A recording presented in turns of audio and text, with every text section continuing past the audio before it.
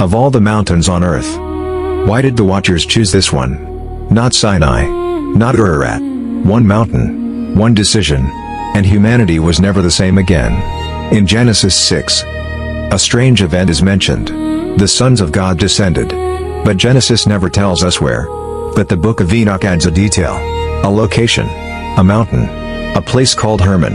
Enoch says 200 watchers gathered there. Not by accident. Not individually. But together. To make an oath. Ancient cultures believed mountains connected heaven and earth. They were meeting places. Sacred spaces. Portals between realms. Even in the Bible, Hermon appears repeatedly. In Psalm 133. The mountain is associated with blessing. But ancient traditions remembered it for something very different. It's interesting. Throughout history, powerful events often become tied to powerful places. People remember locations, because locations preserve stories. So why Hermon? Why not somewhere else? What was so important about this mountain that 200 watchers chose it as the place where everything would begin? Because the mountain wasn't the real mystery. The oath was. What those beings promised each other on that summit would change human history forever. Next, we uncover the oath that bound the watchers together and why ancient texts claim it became one of the most dangerous agreements ever made. Have you ever wondered why 200 powerful beings would risk everything together? Because one of them was afraid. Afraid the others would back out. In the book of Enoch, the watchers had already made their decision. They would descend. They would interfere. And they would break the order of heaven. According to Enoch, their leader was called Semyaza. And he had a concern. Semyaza feared that when the time came, the others might change their minds. They might abandon the plan and leave them alone to bear the consequences. So they made an oath. Not one by one. All together. A promise that none would turn back. Think about that. The first rebellion wasn't just about desire. It was about commitment. They chose to bind themselves to a decision. History is filled with moments like this. One agreement. One signature. One promise. And everything changes. History is filled with moments like this. One agreement. One signature. One promise. And everything changes. But here's what fascinates me. If they knew there would be consequences, why continue? What was so important that they were willing to risk everything? Because the oath was only the beginning. The real mystery wasn't the promise. It was what happened after they descended.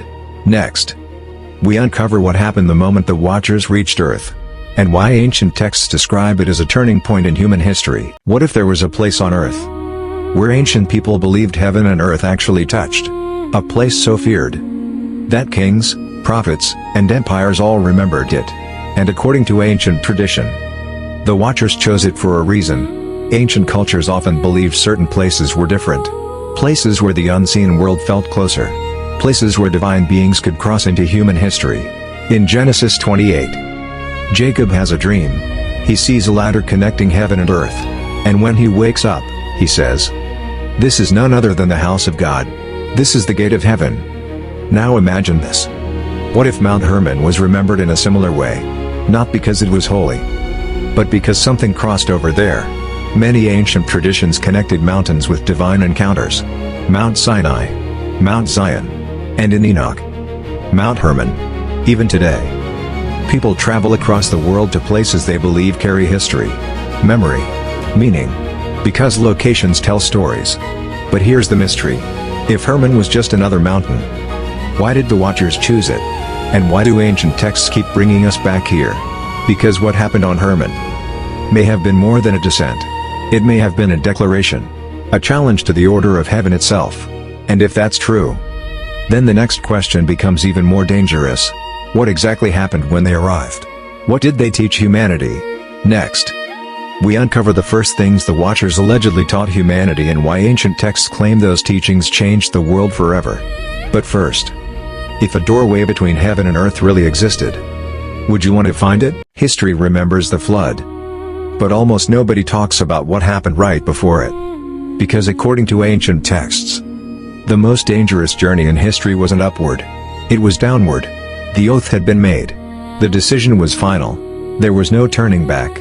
And according to the book of Enoch, the Watchers descended. This wasn't just a change of location. It was a crossing of boundaries. A line that ancient traditions believe should never have been crossed. In Genesis 6, we're told the sons of God saw the daughters of men. And then everything changed. Ancient texts don't present the descent as an isolated event. They present it as the beginning of a chain reaction. One decision leading to another, and another. It's interesting how often history works this way. One invention, one discovery, one decision, and generations live with the consequences. But the descent itself wasn't the biggest problem. The teachings were. Because once the Watchers arrived, they started sharing knowledge. Knowledge of metals, knowledge of warfare, knowledge of hidden mysteries. And according to Enoch, humanity advanced faster than it was ready for. Because the first lesson they taught may have been the most dangerous one of all. Not how to build, not how to create, but how to destroy. Next, we uncover the first teachings of the Watchers and why ancient texts claim humanity learned war before wisdom. But first, if someone offered humanity unlimited knowledge today, do you think we'd use it wisely? Mountains don't usually terrify kings. Armies do. Empires do. But for thousands of years, this mountain refused to be forgotten. Long after the flood, long after the Watchers, Mount Hermon remained famous. Not because it was the tallest, but because of what people believed happened there. In Deuteronomy, in Joshua, and throughout the Old Testament, Hermon appears again and again. What's even stranger, the region around Hermon became associated with giants. Names like Og of Bashan, stories of enormous warriors, and remnants of an older world. If ancient rulers believed Hermon was connected to supernatural events, then controlling that region wasn't just political, it was symbolic. Even today, people fight over places that carry meaning, not because of what they are, but because of what they represent. But maybe the kings weren't afraid of the mountain. Maybe they were afraid of its story. Because stories survive long after kingdoms disappear. And according to ancient traditions, the strangest chapter of Hermon's story wasn't over. Because some believed not everything left. Because after the Watchers disappeared, ancient texts claim something remained. Something unseen. Something that would continue influencing the world. Next, we uncover one of the most controversial ideas in ancient tradition. What happened to the spirits of the giants after the flood? But first, do places remember history? Or do they somehow carry it? The flood was supposed to end the story. It didn't. Because according to ancient tradition, something survived. Not bodies, spirits. When people think about the flood, they think about what was destroyed. But ancient texts ask a different question. What happened to what couldn't drown? In the book of Enoch, the giants perish. Their physical bodies are gone, but their spirits remain. Ancient Jewish traditions later connected these spirits to wandering entities. Restless, disembodied, seeking influence. Now here's where things get interesting. In the Gospels, Jesus repeatedly encounters unclean spirits. Spiritual beings seeking a place to remain. To be clear, the Bible never directly says these spirits were the spirits of the Nephilim. That idea comes primarily from Enoch and later ancient traditions. But the connection has fascinated scholars and readers for centuries. And according to those traditions, the story traces back to one place, Mount Hermon, the place where the descent began.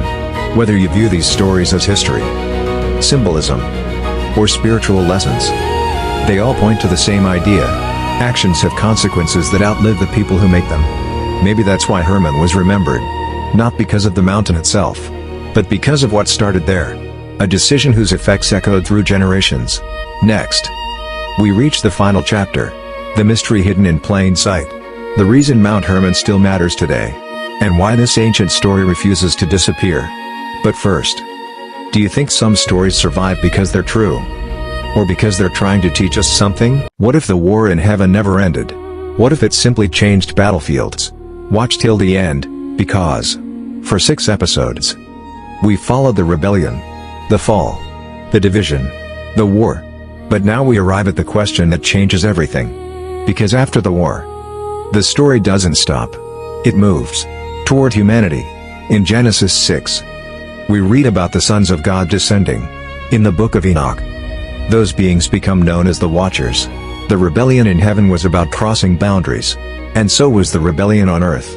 The Watchers brought forbidden knowledge, weapons, secrets, power, and humanity changed. And eventually, the corruption became so great The flood came. So maybe the ancient story was never simply about angels, or giants, or floods. Because every generation faces the same temptation. Power without wisdom. Knowledge without responsibility. Influence without truth. The war in heaven. The Watchers. The flood. They may all be chapters of the same story. A story about rebellion.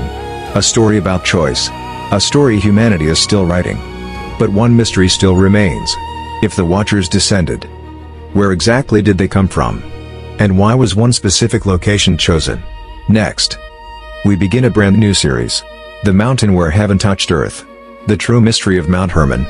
But first, if forbidden knowledge was offered to humanity today, do you think we would reject it?